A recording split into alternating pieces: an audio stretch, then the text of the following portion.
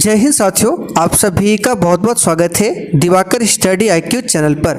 तो साथियों, आज हम लोग रीजनिंग का प्रैक्टिस सेट नंबर 2 को सॉल्व करने वाले हैं। और साथियों, इस प्रैक्टिस सेट में वही क्वेश्चन है जो कि आपके एग्जाम में पूछे जाते हैं।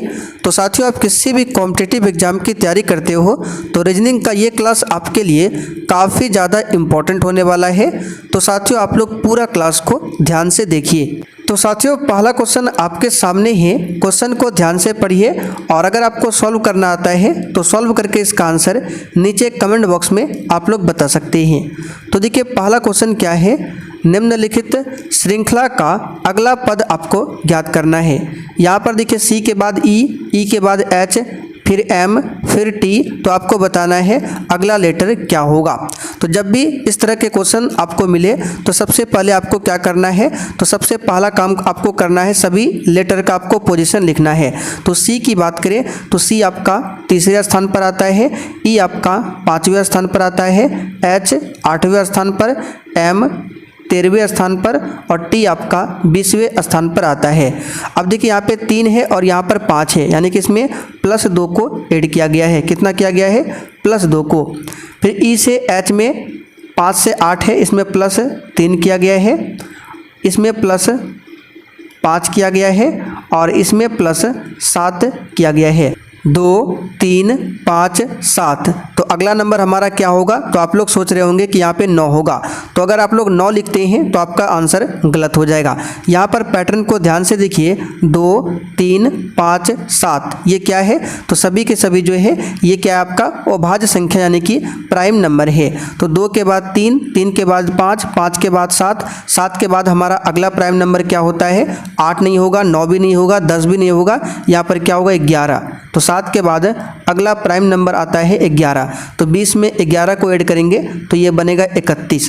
अब देखिए, ABCD में तो 26 तक ही होता है, 26वें स्थान पर आपका होता है Z, लेकिन आपको 31वें स्थान पर लिखना है। तो 31 में से 26 चला गया तो कितना बचा आपका? 5। तो 5वें स्थान पर क्या आएगा? तो आप कहेंगे E आएगा, यानी कि इस क्वेश्चन का जो आंसर होगा हमारा ऑप्शन A हो जाएगा, E। साथियों, उम्मीद करते हैं ये क्वेश्चन आपको समझ में आ गया होगा। चलिए, क्वेश्चन नंबर 2 को सॉल्व कीजिए। पहले आपको खुद से ट्राई करना है और अगर आपसे सॉल्व नहीं हो पाता है फिर आपको आगे देखना है। तो क्वेश्चन नंबर 2 क्या है? निम्नलिखित आकृति पैटर्न में कितनी सीधी रेखाएं हैं? पहले प्रश्न को ध्यान से पढ़िए। बहुत सारे बच्चे क्या करते हैं, जैसे क्वेश्चन को देखते हैं फटाफट से त्रिभुज गिनने लगते हैं, ठीक है। लेकिन यहाँ पे त्रिभुज नहीं गिनना है। आपको क्या पूछा गया है कि आकृति पैटर्न में कितनी सीधी रेखाएं हैं। तो देखिए, सबसे पहले गिनते हैं सीधी रेखाएं। तो यहाँ पर देखिए, एक सीधी रेखा आपका 1 2 और ये आपका 3। तो यहाँ पर लिख लेते हैं 3, ठीक है। कलर चेंज करते हैं। फिर आपका यहाँ पर देखिए 1 और फिर ये आपका 2 और ये फिर आपका 3। तो ये भी आपका 3 हो गया। और यहाँ पे देखिए ऊपर में बचा आपका एक ये और नीचे आपका एक ये। तो कितना हो गया? 2। अब इसको जोड़ दीजिए, 3 और 3 6 + 2 8। देख सकते हैं बी ऑप्शन में दिया हुआ है। तो साथियों, उम्मीद करते हैं ये क्वेश्चन भी आपको समझ में आ गया होगा। अगला क्वेश्चन 3 नंबर देखिए। नीचे दिए गए विकल्पों में से संबंधित शब्द को चुनिए। यहाँ पर देखिए कब, समय, कहाँ, आगे क्या होगा। तो पहले पैटर्न को ध्यान से समझते हैं, कब और समय कैसे लिखा है। अगर आपसे क्वेश्चन पूछें कि बताइए कब खेलना है, कब पढ़ना है, कब खाना है, कब जाना है, तो इन सारे सेंटेंस में आप लोग देखेंगे सभी में कॉमन समय आ रहा है। जैसे कि कब खेलना है तो इसका मतलब इनडायरेक्टली आपसे समय पूछ रहा है कि कब खेलना है या फिर कब जाना है।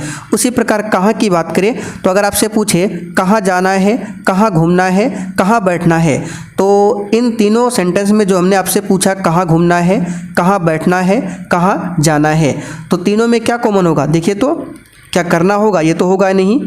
जाना होगा? ये भी नहीं होगा। घूमना होगा? ये भी नहीं होगा। तीनों में कॉमन आपका स्थान होता है, ठीक है। जैसे कि हमको कहाँ जाना है यानी कि स्थान का नाम पूछ रहा है, कहाँ जाना है। कहाँ घूमना है यानी कि स्थान का नाम पूछ रहा है कि कहाँ पर घूमना है। या फिर बोले कहाँ बैठना है तो यहाँ पर भी स्थान का नाम पूछा जा रहा है। तो इसका आंसर क्या होगा? सी वाला होगा, स्थान, ना कि जाना होगा और ना घूमना होगा, ठीक है। तो उम्मीद करते हैं ये क्वेश्चन भी आपको अच्छे तरीके से समझ में आ गया होगा। अब चलिए क्वेश्चन नंबर 4 को सॉल्व करते हैं। देखिए क्वेश्चन 4 क्या है। अक्षर श्रेणी को आपको पूरा करना है। इससे पहले जब हम आपको रीजनिंग का क्लास करा रहे थे तो उस समय भी हमने आपको बताया था, जब भी आपको इस टाइप का क्वेश्चन एग्जाम में मिले तो सबसे पहले आपको क्या करना है, काउंट करना है इसमें कितना लेटर है। तो 1 2 एक लेटर यहाँ पे भी होगा, 3 4 5 6 7 8 9 10 11 12 13 14 15 16। तो 16 है तो इसको 4 4 में बांटिए, ठीक है। 2 2 में भी बांट सकते हैं लेकिन वो लंबा हो जाएगा, 4 4 में बांटिए। तो 1 2 3 4, 1 2 3 4, फिर 1 2 3 4, ठीक है। तो 4 4 का पेयर हमने बना लिया। तो सबसे पहले इस पेयर को हम लोग पूरा करते हैं। तो P के बाद क्या है, Y। तो Y के बाद आपको भरना है क्या होगा, तो देखते हैं Y के बाद क्या होगा। तो यहाँ पर देख सकते हैं तीसरा पेयर में Y के बाद Q है और T से पहले Q है, तो यहाँ पर क्या हो जाएगा हमारा Q। तो यहाँ पर हम भर देते हैं Q, ठीक है। तो Y के बाद Q, T से पहले Q। तो एक पेयर आपका जैसे ही पूरा बन जाता है तो सेम टू सेम बाकी जितने भी पेयर है इसी तरह से होगा। तो इसी को देख के उतार दीजिए। तो P Y Q T, तो यहाँ भरते हैं P Y Q T, ये तो पहले से भरा हुआ है। फिर यहाँ पे P Y Q T। अब हमने क्या क्या लेटर भरा यहाँ पर लिख लेते हैं। तो सबसे पहले हमने Q भरा, फिर देखिए P भरा, फिर Q, फिर P और फिर से Q, यानी कि QP QP की Q। तो यहाँ पर देख सकते हैं QP QP Q, सी वाला ऑप्शन में दिया हुआ है। तो साथियों उम्मीद करते हैं ये क्वेश्चन भी आपको समझ में आ गया होगा। अब चलिए आखिरी क्वेश्चन आपके सामने है, सॉल्व कीजिए इसको। तो किसी कूट भाषा में अगर पेन को 16 51 4 लिखा जाता है तो कॉपी को क्या लिखा जाएगा। बहुत ही सिंपल क्वेश्चन है, बस आप लोग रेगुलर क्लास को अटेंड कीजिए, आपसे भी रीजनिंग का जितना भी क्वेश्चन है वो धीरे धीरे सॉल्व होने लगेगा, ठीक है।